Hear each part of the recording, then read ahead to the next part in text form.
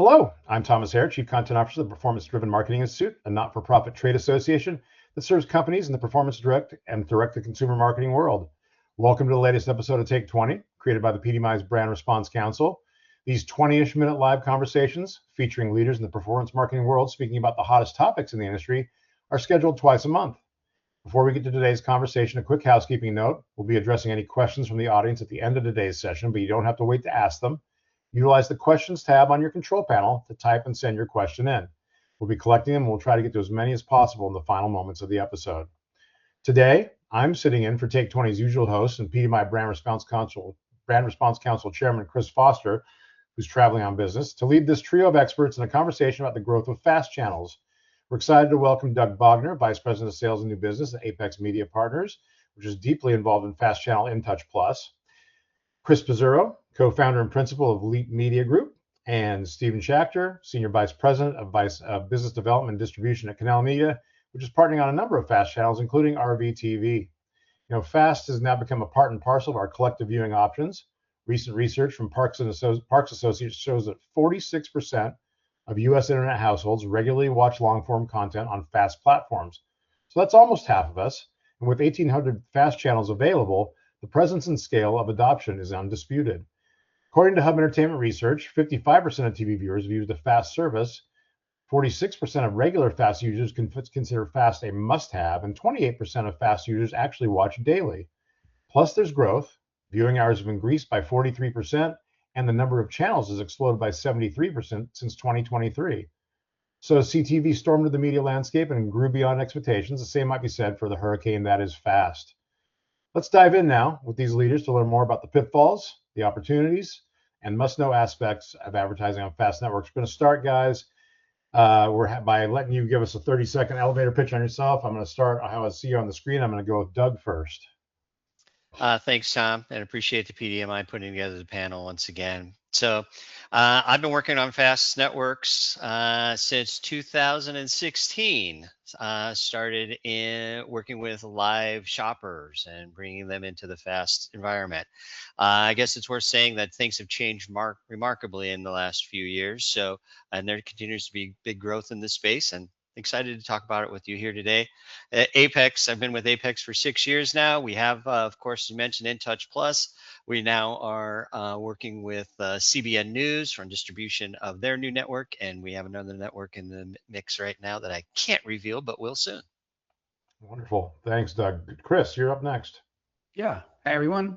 Chris Pizzurro, Leap Media Group. At Leap, we put brands onto TV, and we do that a couple of ways. One, by integrating brands into TV shows that we either produce or acquire, and then we distribute those out. And one of the places is, of course, FASTchannels. And two, by planning and buying streaming ad placements programmatically, which there too, of course, includes FASTchannels. Wonderful. Thanks, Chris. Thanks for being here. Steve. Thanks, Tom. Hi, everybody. As you all know, Cannella Media has been in the direct response media business for about 40 plus years. A few years ago, we decided, based on the trends of the industry, to expand beyond traditional television and get into the streaming world with our long-form linear infomercial channels, as well as creating some new FAST channels that are really unrelated to direct response in general, but very much involved in direct response as we integrated into the channels. So we have RVTV, which is an RV enthusiast channel. We have wine, watches, and whiskey. And then we've got cruises and ports that we are planning on launching in Q4, and then others perhaps after that. Wonderful. Great. Thanks, Steve. I know RVTV's been going for a while, and I have not had a chance to look at wine, watches, and whiskey, though. All three things interest me. So looking forward to checking that out. Doug, I'm going to start with you with the first question. Sure. You noted you had your finger on the pulse of FAST since the beginning. If you can talk a little bit about the journey and awareness and adoption of FAST within the media landscape. I know it was kind of like slow, and then boom. Can you talk a little bit about that? Yeah, it's kind of that classic arc, Tom, in the media and in the tech world is where that you always see it. So it's ignored, then it's mocked and made fun of, and and then somebody notices them, and they spend a few $100 million on acquiring all of those initial, the surviving companies. So started with Pluto in 2013, which was purchased by Viacom. Tubi was purchased by Fox. Zumo was purchased by NBC Universal, Comcast, whatever flavor you want to call that. So the real legitimization then, by the big media companies soaking up these smaller innovative companies, gas on the fire when the OEMs came into the business, LG, Vizio, Samsung, and they're all fast forward with any of their televisions right now, and almost their funnel is pushing you towards their fast environment. So it's been a adoption for consumers, for viewers, has been almost it's so easy, right? It's free. It's already on my set, or there's a dongle or an app that I can easily access. And oh my God, they have 500 channels, and they have these niche channels that I'm interested in. So it's there's a playbook here, and it came from probably the early 80s, called cable television, and they're stealing from it, they being the streaming companies, but those are the same guys that have lived in the cable world for their entire lives. So they're just replaying that book in a lot of different ways. Yeah, I mean, that makes sense. And I think one of the first conversations we had about this, and it's funny to note in my intro, like 1,800 or so fast channels right now. One of the first things we talked about when we talked about fast a couple of years ago was, well, there's about 1,900 channels. Do we see that growing, or do we see that kind of being the level? And it seems like right now it's kind of the level, because things pop up. There's not a lot of interest in certain things. They fade away. Then new things come along to backfill. So it's an interesting thing to see. I mean, and it's very about niche, right? It's very about niche. So Chris, I'm going to go to you. That's the beautiful thing about it, is the nicheness of the fast channels. You can have a channel super focused on customer interest. What's the benefit to that as far as the advertiser goes? Sure. Doug, I totally agree. It's cable was really the start of the nicheness here with the likes of CNN and ESPN and you name it. So yeah, fast is just taking that to another level. I actually think channels like RVTV and Wine Watchers and Whiskey are great examples of that, and why Leap actually partners with Steve and with Cannella on those efforts. With my content hat on, Tom, I think the benefit of fast is for me, like getting our TV shows in front of viewers who really value what we're producing. Like we have a show about a vineyard, and we bought a vineyard, and then, oh my God, it's on Wine Watches and Whiskey. It's like, okay, that's perfect. Right. To your question, with my ad buyer hat on, it allows us to place our ads in front of people who are really engaged with the content that they seeked out, right? If you're going to Wine Watches and Whiskey, you're going for one of those three. So I really think the common denominator, whether it's our content or whether it's our ad buys for fast and its nicheness, is really it's really in the engagement. The consumers want to be there, therefore the brands want to be in front of people who really engage with that content. Right. I mean, it makes sense. Wine Watchers and Whiskey, kind of a luxury lifestyle vibe, obviously. Yep. And the people who are interested in those things are interested in various pieces of information and ads for that thing. At the other end, Steve, and I think RVTV as the initial foray, I think, for Cannella into this space, it really hit that road trip family, the traditional RVT. My mom RV'd for 25 years, so I know it well. Programming, content, tips and stories from the subculture. How does having this fast make this possible? And talk a little bit about the content opportunities that are really there for folks. Sure. Well, it's really interesting. When we set out on this venture, we actually had an automotive themed channel first.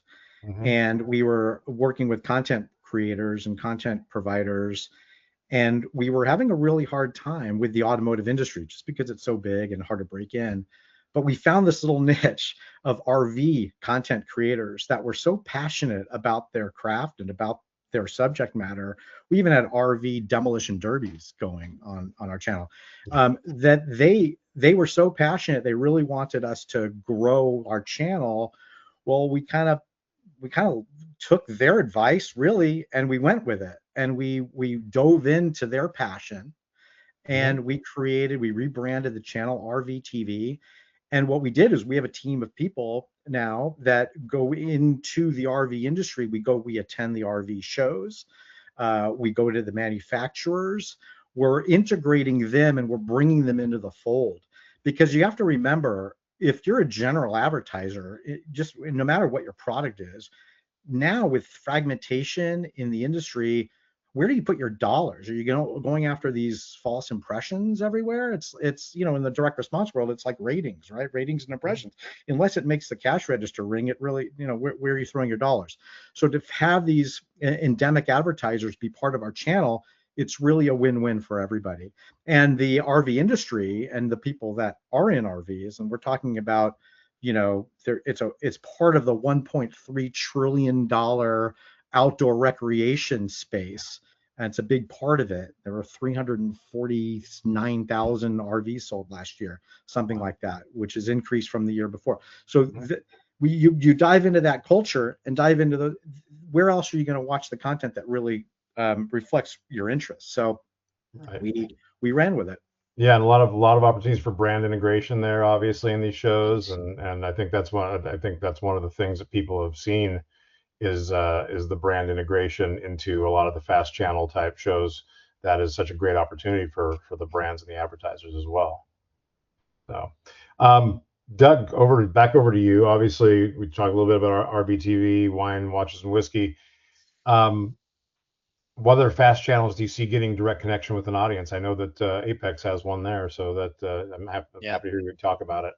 Well, before I go there, Tom, I want to go back to something Chris said about the nicheness of the space, and if you happen to have read the column I wrote in the current issue of Results Magazine about affinity-based viewing and streaming, you know that I'm arguing for depth over breadth in terms of viewership. You don't need 5 million people to watch your niche channel, but you do need a core contingent of highly engaged viewers.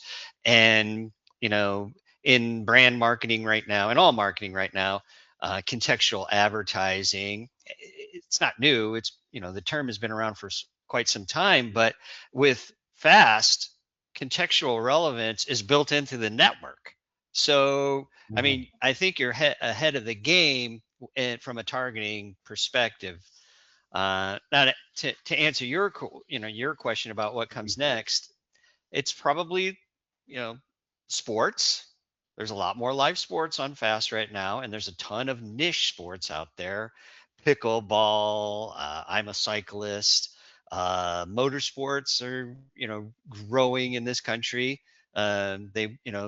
RVTV is I would say a subset of that. And by the way, great idea with RVTV, particularly after the boom in RV purchases post-COVID or during COVID. So, and I'd be remiss of saying, if I didn't mention it, I think faith and values networks, of which we run one, are an underrepresented content across all media, but particularly in streaming.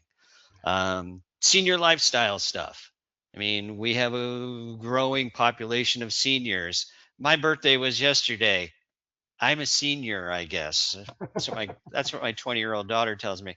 Doug, I recently took 2 senior discounts, so I'm Right now on. all the way. Yeah, I'm in the club now. We're on Team Senior now, Chris. Yeah, Thanks. yeah. Unfortunately, but I mean, it's almost endless, Tom. Hobby and crafts. Yeah. There's a lot of different areas where you can build out channels. Yeah. I'll join. I'll chip in. I'll join in the senior game with my 55th a couple weeks ago. I now get 10% off at Dunkin'. So right on. Hey, big deal up here in New England. That could add up. That's good big. stuff. Beautiful. Anyway, good answers, Doug. Thank you very much, Chris. Sure. Obviously, you've seen so many new platforms, channels, ad options come in over the years. What makes FAST unique, and is it here to stay? Are we locking into this? Is it a growth industry? I do think it's here to stay. I do think it's a growth industry. There's still a lot of work that needs to be done around both the content and the advertising side. But a lot of folks are trying to get that all sorted out kind of in real time.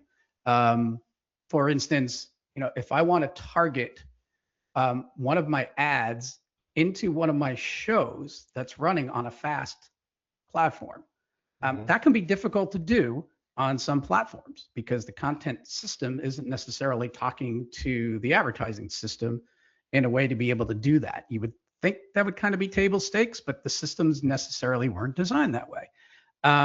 So kind of like Doug was saying, I mean, FAST, especially on the programmatic advertising side, went from kind of theory to people that ignored to very quick reality during COVID. Like that was really that trigger moment, and it was this quick thing of catch-up ball.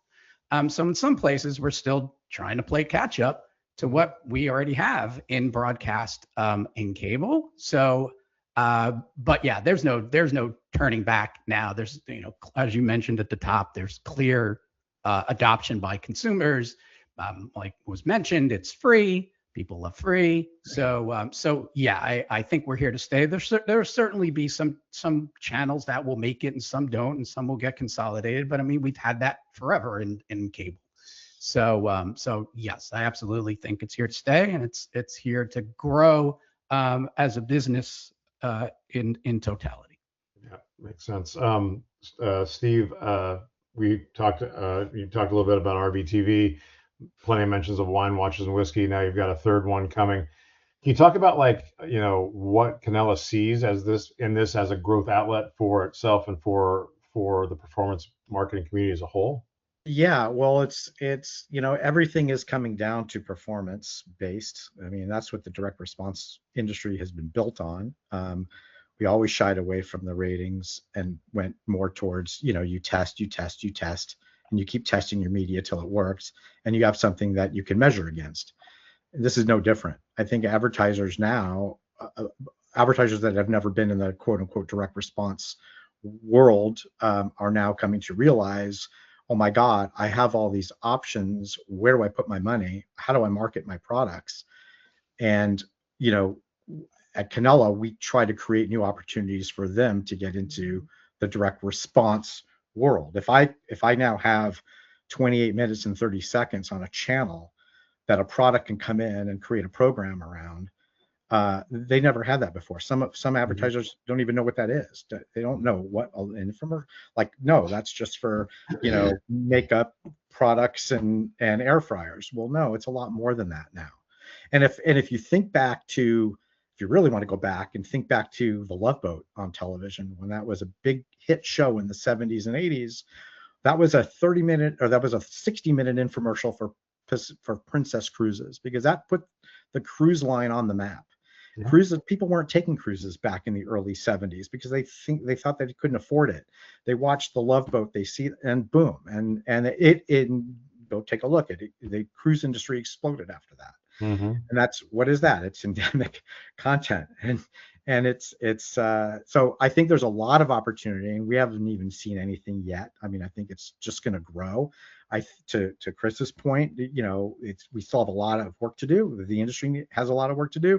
There's going to be a lot of fallout, but then the cream will rise, and the passion, that the people that have passion for, whether it be ministry programming or RV lifestyles or wine watches and whiskey or whatever, they're going to gravitate to the content that gets them. And we've got content creators, partners of ours, that have millions of followers on YouTube, but they've got zero presence on streaming. Well, that's what we bring to them in these curated streaming platforms. So yeah, there's a lot of potential here. Yeah, absolutely. Couple of questions that I'm going to toss out to everyone for a feedback, and then we'll go to audience questions. We've got a few audience questions which are looking good. So we talked about the fact that viewership growth is going strong, and I think the consensus here is that that's going to continue. But it looks like the total number of FAST channels is kind of holding steady. Is there any reason to think that FAST channels will grow in number bigger, or are we going to talk about real niche channels taking over, and that number, if not staying the same, maybe even shrinking a little bit as those niches are filled. Anyone wants to take that? I'll throw it out. I think you will see the number of launches taper, just because there's so much volume out there right now, and the platforms are starting to sunset. I mean, it was a land grab to begin. Now it's high performance or performance at all that obviously is the driver of channels staying on a platform. So don't perform, you're being sunset off of these platforms. So I think you're also going to see some consolidation in the space on the platform side. There's 300 plus streaming platforms out there, and only 6 of them get any meaningful viewership. Yeah. So you'll see some of those smaller ones either be acquired or just go out of business. The one thing I think you mentioned it, Tom, is that viewership is continuing to grow. The fastest growing cohort in streaming fast viewership is adults 55 plus. So the late adopters. So I think we'll continue to see growth in that one important area. Great. Steve, Chris, thoughts? Yeah, I agree with everything Doug just said. The industry is fragmented completely. There's only a few that are at the top, but if you've got content and you've got an audience, they're going to find you. And if these smaller fast platforms are going to go away or be acquired and merged, and we see that happening now, again, the viewers are going to follow. That's why YouTube is what it is. I mean, people find their passion and they gravitate towards it. Makes sense. All right, last question from me, a little bit of a fun one, personal. Don't think about it with your business affiliation. If you could create your own fast channel, what would it be? I'll go.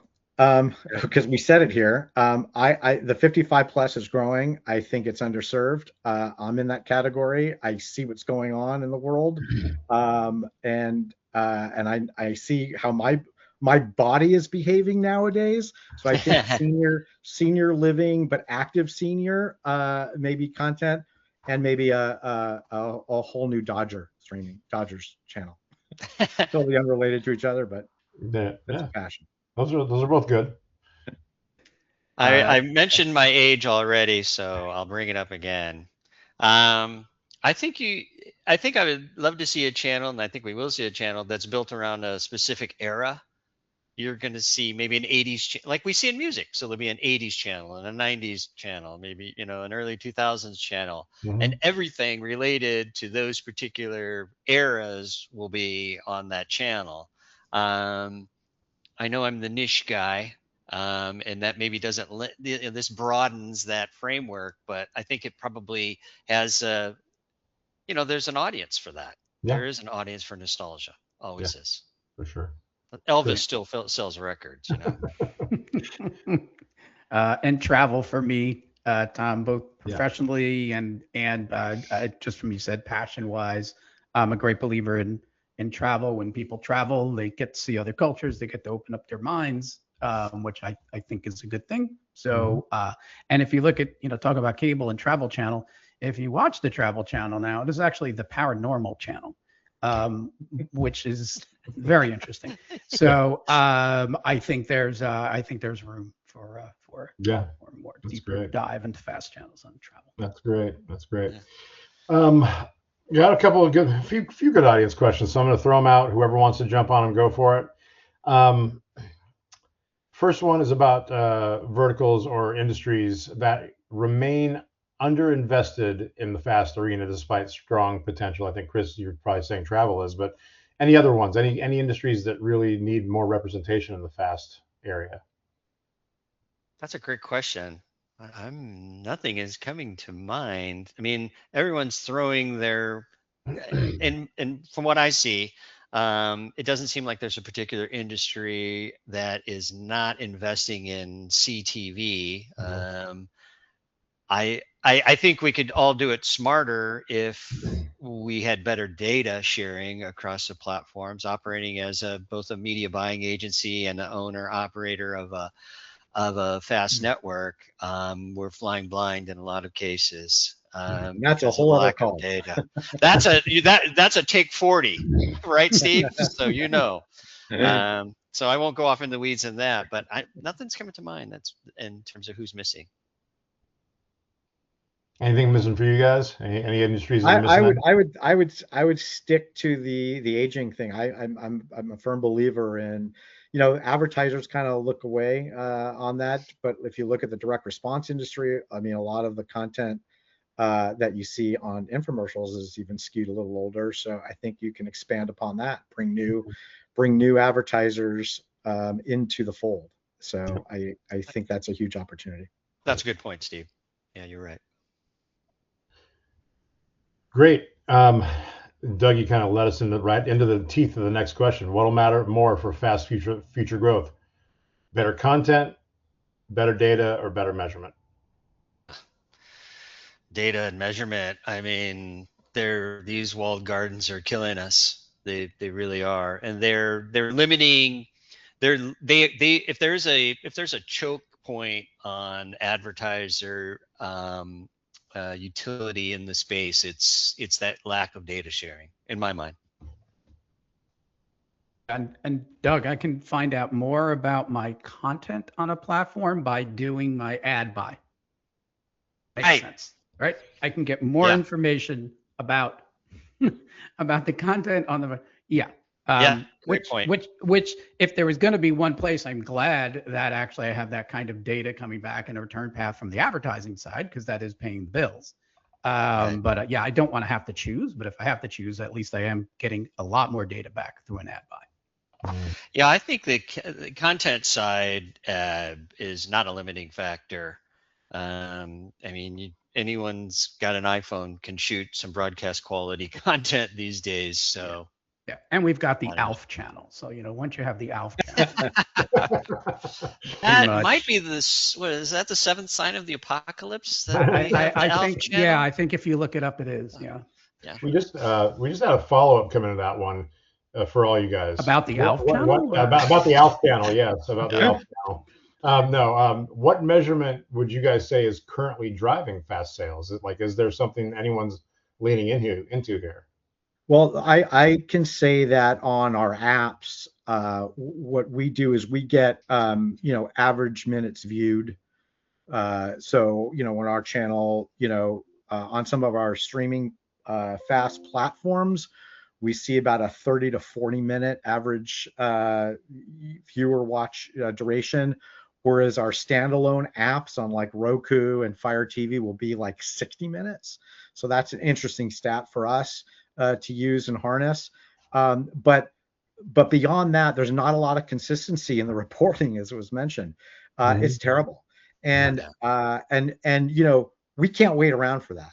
So what we do is, again, we're full throttle into the theme that we're in. We dive into the industry, and we cultivate the viewership and the followers within the industry that we're in. So, if a fast platform drops us, we're on others, and we help promote those platforms that carry our channel, and we promote it within the industry. We have our content creators that we work with to give us content for our channel. They, with their millions of followers, they promote the industry as well, or the platforms that we're on. So that's a true partnership, and I think that's what's needed as this evolves. Yeah. On the advertising side, Tom, just like broadcast, just like cable, there's some clients that we have that it's just about pure branding, get my message out there. So therefore, if you can return that there was a valid ad impression that was served and someone watched it, great, they're good, right? So it's just about scale and volume and that sort of thing. Yeah. And then, for PDMI, there's another half of our clients that are still very much performance driven. And they take digital techniques of, okay, we want to show that there's impression, then we want to see the click through, and then we put a tracking pixel on their website to see, where they went, and all that. So I'd say for us, there's kind of this mix of just traditional branding and impressions and scale that they're getting from fast, but also to be able to take advantage of the classic direct response vehicle that it is, and just be able to follow a click through. Yep, makes sense. Would not be 2026 if we did not have an AI related question. As AI improves audience targeting and creative optimization, how does the value of niche fast environments increase or decrease? Well, if you're using AI and you're doing audience analysis or you're doing programming analysis to see where you should put your money, then yeah, then AI is obviously a valuable tool. I would agree that with Steve there. I mean, AI, at least for us right now, is a number cruncher and looking for those trends and the things that we might miss typically. And so that's the only real place we're deploying it right now. I can see future use cases for it, but that's the only place we're really doing anything right now. I mean, where we're using it early days is creative versioning. So for an ad, not necessarily hasn't expanded into content or programming yet that much, but doing creative versioning on the 30s side. So to be able to, and especially if doing geo-targeting, so be able to send one version of the ad to LA and another version of the ad to New York and another version of the ad to Miami and that sort of thing.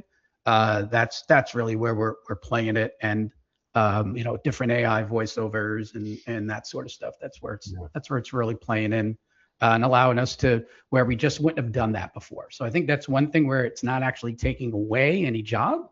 It's actually just kind of making a new area, and we're doing creative versioning and we just previously didn't do. So one area. That's great.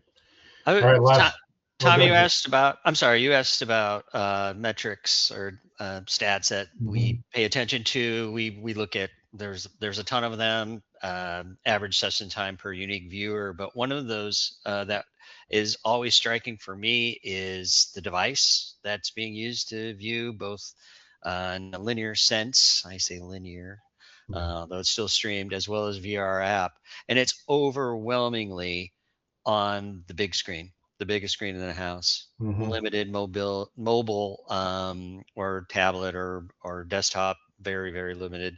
And that to me is encouraging because, and I know our particular network has probably a little bit older, skews older than maybe Steve's networks, but to see that the biggest screen is where people are viewing and being very engaged, to me is encouraging. Yeah, well, I mean, that seems natural though, given the environment. Excuse me, given the environment that people usually land on fast channels, being, to your point much earlier about LG, Vizio, Samsung, all that. So it makes a lot of sense. Last question from the audience is a very big crystal ball question. If you're having the conversation a year from now, what's the biggest misconception about fast channels that the industry will have finally moved beyond? I think for me, it would be that they don't generate audiences of value. I think there is a perception out there is that they either don't have scale or they don't generate attractive value and audience of value. And I think those are misconceptions that will be proven to be incorrect. Yeah, along those lines, Doug, I do think no one's watching them or something. Right. Right, which is the equivalent of that. And we're fortunate enough to have brands everywhere from McDonald's running on kids fast channels to Expedia running on travel channels to DR brands like Trust and Will and Elios Insurance. So we've got tons of folks and tons of viewing and tons of people doing it. So I think that's probably the biggest misconception is because people, and probably some of it is because we called it, or Alan called it this thing fast a few years ago. I think if you just called it linear TV, now it's getting better for the consumer that it just says live and things like that. Yeah. And it's in a normal programming grid. So, I think that will click in. But I think probably the biggest misconception is someone's like, no one watches those things. And they do. And I would have to you say, in a way, the misconception from within the industry that all the FAST platforms all evangelize the fact that their platforms are the best and they've got the most viewers, whereas we just said it earlier on this call, is that they're only the top 5 that generate probably 90% of it. So the other guys are just blowing smoke, or are they, or is there something we don't know about? Because if the impression data that I'm getting back it shows anything from what it shows, then there's a lot of miscommunication of facts going on in this industry. So, and then you could have a whole other discussion on ad fraud and impression fraud and everything else. So, for us, it's really getting back to what we're focused on, which is you take a passionate niche and you run with it, but you get it into that industry from top to bottom, inside and out. You go into the RV shows, you go into the wineries for wine watches and whiskey, you get to the watch collectors, you really dive into the content and you get these partnerships built. And I think that's where the future is going to be for sure. And that's what niche is. That's what niche is anyway. It's about the best viewers, not the most viewers, right? That's right. So that's right. The passionate ones. Yep. Well, hey, Chris, Doug, Steve, thank you all so much for being here. Wonderful conversation. Appreciate it quite a bit. For those of you who are here watching and think that someone in your company or a cohort get value of this, look for it on our YouTube channel on Friday. It'll be there. Our next Take 20 episode is set for Wednesday, June 17th, when Chris will return to host a conversation on one of the hottest categories in performance marketing, Medicare Advantage. All those insurance ads will be returning to your screens this fall. What can other performance brands learn from them? And is there any end in sight for this market as an annual behemoth? Please visit thepdmi.com/take-20 to register for the webinar and check out our upcoming schedule. And registration is open for this fall's PDMI West, October 19th through 21st at Intercontinental San Diego. We're coming off a spectacular PDMI East this spring in Miami, and the buzz is big. If you want to mix incredible networking with tremendous educational content like what you just viewed here, the price is right. Online presale badges are just $4.95 for PDMI members and $6.95 for non-members. That's a $100 discount from on-site prices. Badge holders also get first crack at our deeply discounted guest rooms at the host hotel. Last I checked, our rooms were about $250 a night cheaper than their online rates, so definitely a worthwhile investment. Visit thepdmi.com/PDMI-West to register now. Thanks again for checking out this episode of the PDMI's Take 20. Be well, and we'll see you soon. Bye-bye.